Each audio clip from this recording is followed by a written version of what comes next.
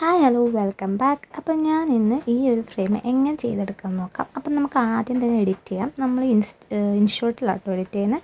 അതിനകത്ത് കോളേജിൽ പോയിട്ട് ഫസ്റ്റത്തെ ഇതിൽ 9 ഫോട്ടോ നമുക്ക് സെലക്ട് ചെയ്ത് കൊടുക്കാൻ പറയും. അപ്പോൾ നിങ്ങൾ ഏതാണോ ഫോട്ടോ ചൂസ് ചെയ്യുന്നതെന്ന് വെച്ചാൽ അത് സെലക്ട് ആക്കി കൊടുക്കാം. ഞാൻ ജസ്റ്റ് 9 ഫോട്ടോ സെലക്ട് ആക്കി കൊടുത്തിട്ടുണ്ട്. അതിനുശേഷം നമുക്ക് അതിൻ്റെ ക്യാൻവാസ് ഒന്ന് മാറ്റി കൊടുക്കണം. ക്യാൻവാസ് എടുത്തിട്ട് നമുക്ക് രണ്ടാമത്തെ ഓപ്ഷൻ കൊടുക്കാം. നമുക്ക് ഇഷ്ടമുള്ളത് കൊടുക്കാം. ഞാൻ രണ്ടാമത്തെ ഓപ്ഷൻ കൊടുത്തിട്ടുണ്ട്. അത് കഴിഞ്ഞ് നമുക്ക് ഫോട്ടോസൊക്കെ അതിനകത്ത് തന്നെ അഡ്ജസ്റ്റ് ചെയ്തിട്ട് മാറ്റി ഒക്കെ കൊടുക്കാൻ പറ്റും കേട്ടോ.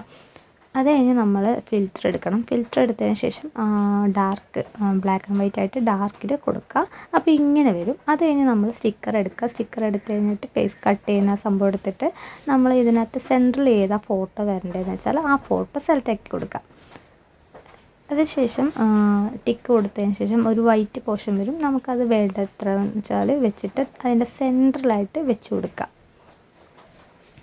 ഇത്രയേ ഉള്ളൂ എഡിറ്റിങ്. എന്നിട്ട് ഇത് സേവ് ആക്കി കഴിഞ്ഞിട്ട് ക്യാൻവയിൽ പോയിട്ട് നമുക്ക് എത്രയാണോ A4 ആണോ ഏതാ വേണ്ട സൈസ് എന്ന് വെച്ചാൽ അതനുസരിച്ച് എഡിറ്റ് ചെയ്തിട്ട് പ്രിൻ്റ് എടുത്താൽ മതി കേട്ടോ.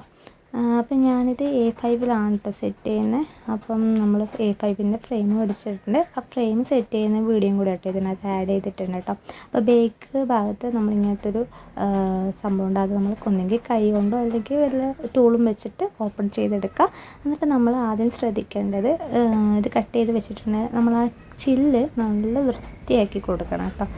നല്ല തുടച്ച് നല്ലൊരു തുണി കൊണ്ട് തുടച്ച് നല്ലോണം ക്ലീൻ ചെയ്തെടുക്കണം. എന്നാലേ അതിന് നല്ല ഭംഗിയിൽ ഉണ്ടാവുള്ളൂ. അത് കഴിഞ്ഞിട്ട് നമുക്കൊന്ന് വെച്ചിട്ട് ക്ലിപ്പ് താത്തി കൊടുക്കാം. അപ്പോൾ ഈ ഫ്രെയിം സെറ്റിംഗ് അത്രേ ഉള്ളൂ. വളരെ എളുപ്പമാണ്. ഇതിനകത്ത് എഡിറ്റിങ് കാര്യങ്ങളൊക്കെയാണ് കുറച്ച് പാടുള്ളൂ കേട്ടോ. അപ്പം നമ്മളിത് കൊറിയർ ചെയ്യുന്നത് DTDC വഴിയാണ്. അപ്പോൾ കൊറിയർ ചെയ്യണമെങ്കിൽ നമുക്ക് തെർമോക്കോൾ യൂസ് ചെയ്തിട്ട് വേണം ഇത് എന്തായാലും പാക്ക് ചെയ്യേണ്ട, അല്ലെങ്കിൽ ഡാമേജ് ആയി പോവും. അപ്പം ഇതാട്ടോ ഇതിൻ്റെ ഫൈനൽ ലുക്ക് വരുന്നത്. ഇതിൻ്റെ കൂടെ തന്നെ നമുക്കൊരു ചെറിയ മിനി ഫ്രെയിമും കൂടി ചെയ്തെടുക്കാനുണ്ടായിരുന്നു കേട്ടോ. അതുമാത്രമല്ല ഒരു A4ൻ്റെ 2 ഫ്രെയിമും കൂടി ചെയ്തെടുക്കാനുണ്ടായിരുന്നു.